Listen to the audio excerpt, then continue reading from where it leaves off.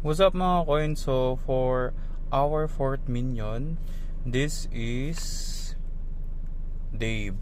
So buksan natin siya. So eto na si Dave. Kukunin na natin siya sa box niya. And tuxedo din siya. Katulad ni Jerry.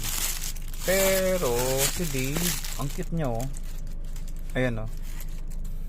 So navy blue siya, yung tuxedo, and ayun oh, ang ganda ng sunglass niya oh. Para nagaano pa rin yung mga eyes niya. Kita nyo guys, ayun oh.